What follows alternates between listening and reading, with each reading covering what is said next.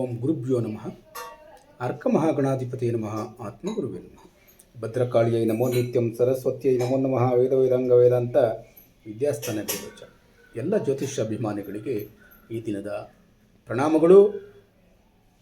ವೃಶ್ಚಿಕ ರಾಶಿಯವರಿಗೆ 11/6/2026 ಗುರುವಾರ, ಏಕಾದಶಿ ತಿಥಿ, ರೇವತಿ ನಕ್ಷತ್ರ, ಅಶ್ವಿನಿ ನಕ್ಷತ್ರ ಹಾಗೂ ಶೋಭನ ಯೋಗದ ಸಂಯೋಜನೆ ಇರುವಂತಹ ಈ ದಿನ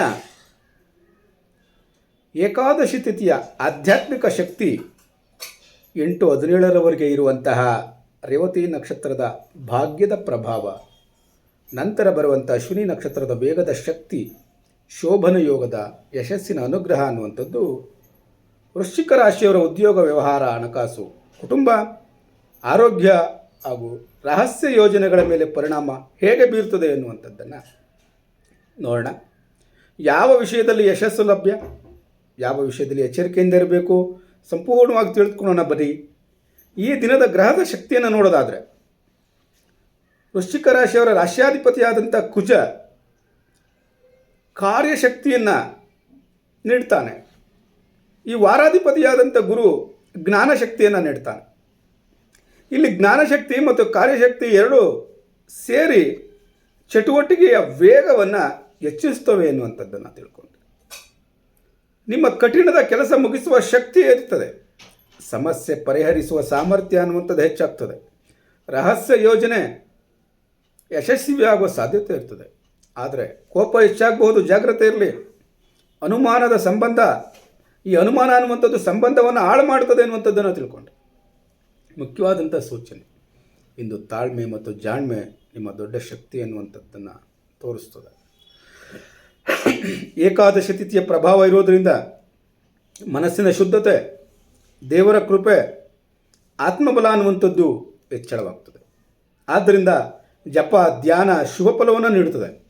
ಮನಸ್ಸಿನ ಒತ್ತಡ ಕಡಿಮೆಯಾಗ್ತದೆ ಎನ್ನುವಂಥದ್ದನ್ನು ತಿಳ್ಕೊಂಡಿರಿ. ನಿರ್ಧಾರಗಳಲ್ಲಿ ಸ್ಪಷ್ಟತೆಗೆ ಬರೋ ಸಾಧ್ಯತೆ ಇದೆ.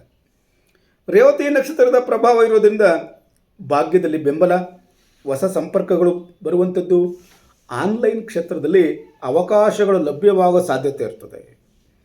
ಹಣಕಾಸಿನ ಚರ್ಚೆಗೆ ಉತ್ತಮವಾದಂಥ ಸಮಯ, ಪ್ರಮುಖ ನಿರ್ಧಾರಕ್ಕೆ ಅನುಕೂಲಕರವಾದಂಥ ಸಮಯ ಆಗಿರ್ತದೆ.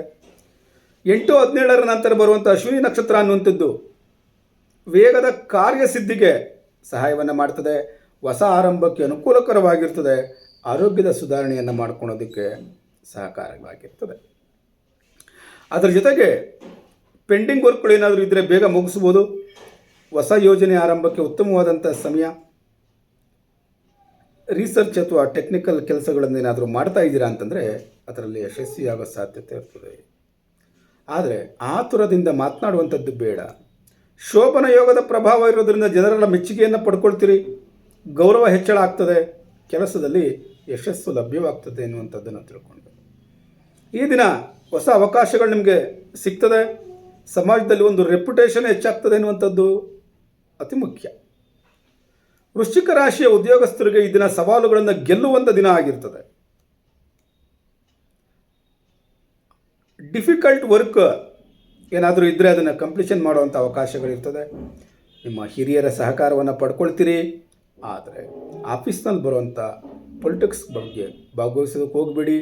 ಬಾಸ್ ಜೊತೆ ವಾದ ವಿವಾದ ಮಾಡ್ಕೊಳ್ಳುವಂಥದ್ದು ಬೇಡ. ಈ ದಿನ ಕ್ಷೇತ್ರವಾರು ಉದ್ಯೋಗದ ಫಲವನ್ನು ನೋಡೋದಾದರೆ ಆಳವಾದ ಅಧ್ಯಯನ ಉಂಟಾಗ್ತದೆ. ಜ್ಯೋತಿಷಿಗಳಿಗೆ, ಶಿಕ್ಷಕರಿಗೆ, ರಿಸರ್ಚ್ ಮಾಡುವಂಥವ್ರಿಗೆ ಆಳವಾದ ಅಧ್ಯಯನ ಮಾಡುವಂಥ ಅವಕಾಶಗಳು ಬರ್ತದೆ. ಉತ್ತಮ ಕಾಂಟೆಂಟ್ ಲಭ್ಯವಾಗ್ತದೆ ಎನ್ನುವಂಥದ್ದನ್ನು ತಿಳ್ಕೊಂಡಿರಿ. ರಿಸರ್ಚ್ ಮತ್ತು ಟೆಕ್ನಿಕಲ್ ಕ್ಷೇತ್ರದಲ್ಲಿರುವಂಥವ್ರಿಗೆ ಸಮಸ್ಯೆ ಪರಿಹಾರಕ್ಕೆ ಅವಕಾಶಗಳು ದೊರೀತದೆ. ಆಕ್ಯುರಸಿ ಎನ್ನುವಂಥದ್ದು ಹೆಚ್ಚಾಗ್ತದೆ.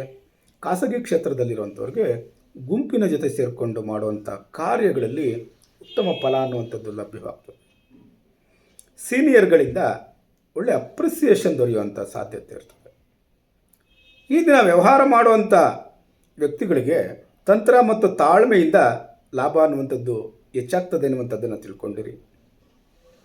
ಆನ್ಲೈನ್ ಬಿಸ್ನೆಸ್ ಮಾಡುವಂಥವ್ರು ಇರ್ಬೋದು, ಹೀಲಿಂಗ್ ಕಾರ್ಯಗಳನ್ನು ಮಾಡುವಂಥದ್ದು, ಆರೋಗ್ಯ ಕ್ಷೇತ್ರದಲ್ಲಿ ಸೇವೆ ಮಾಡುವಂಥವ್ರು ಇರ್ಬೋದು, ಟೆಕ್ನಿಕಲ್ ಬಿಸ್ನೆಸ್ಗಳನ್ನು ಮಾಡುವಂಥವ್ರು ಇರ್ಬೋದು, ರಿಸರ್ಚ್ ಕಾರ್ಯಗಳನ್ನು ಮಾಡುವಂಥವ್ರು ಇರ್ಬೋದು, ಕನ್ಸಲ್ಟೇಷನ್ ಮಾಡುವಂಥವ್ರು ಇರ್ಬೋದು, ಅಥವಾ ಜ್ಯೋತಿಷ ಕ್ಷೇತ್ರದಲ್ಲಿ ಕೆಲಸ ಮಾಡುವಂಥವ್ರು ಇರ್ಬೋದು. ಇವ್ರಿಗೆಲ್ಲ ಲಾಭವನ್ನು ತಂದುಕೊಡುವಂಥ ಅವಕಾಶಗಳಿರ್ತದೆ ಎನ್ನುವಂಥದ್ದನ್ನು ತಿಳ್ಕೊಂಡಿರಿ. ಹಣಕಾಸಿನಲ್ಲಿ ಸಣ್ಣ ಧನಲಾಭ ಉಂಟಾಗ್ತದೆ. ಹಳೆಯ ಹಣದ ಸೂಚನೆ ಎನ್ನುವಂಥದ್ದು ಬರ್ತದೆ.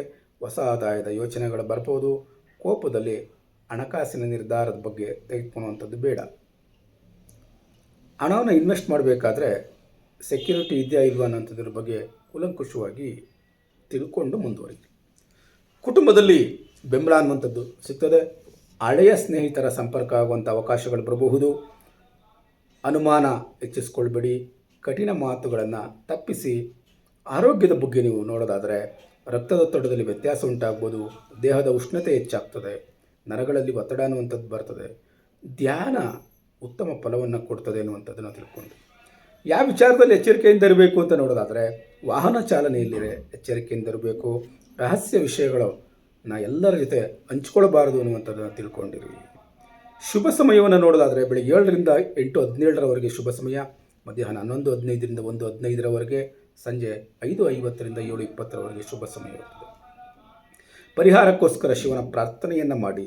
ಕೊನೆಗೊಂದು ಕಿವಿ ಮಾತು: ತಾಳ್ಮೆ, ಜಾಣ್ಮೆ ಮತ್ತು ಸರಿಯಾದ ಸಮಯದ ನಿರ್ಧಾರದಿಂದ ಯಶಸ್ಸು, ಗೌರವ, ಪ್ರಗತಿಯನ್ನು ತರುವಂಥ ಈ ಶುಭ ದಿನ ನಿಮ್ಮದಾಗಿರ್ತದೆ ಅನ್ನುವಂಥದ್ದನ್ನು ತಿಳ್ಕೊಂಡಿರಿ. ಈ ದಿನ ಭವಿಷ್ಯ ನಿಮಗೆ ಸಂತೋಷವನ್ನು ತಂದಿದ್ದರೆ ತಪ್ಪದ ಚಾನಲನ್ನು ಸಬ್ಸ್ಕ್ರೈಬ್ ಮಾಡಿಕೊಳ್ಳಿ. ನಿಮ್ಮ ಸ್ನೇಹಿತರಿಗೆ ಇದನ್ನು ಶೇರ್ ಮಾಡೋದನ್ನು ಮರಿಬೇಡಿ. ಧನ್ಯವಾದಗಳು.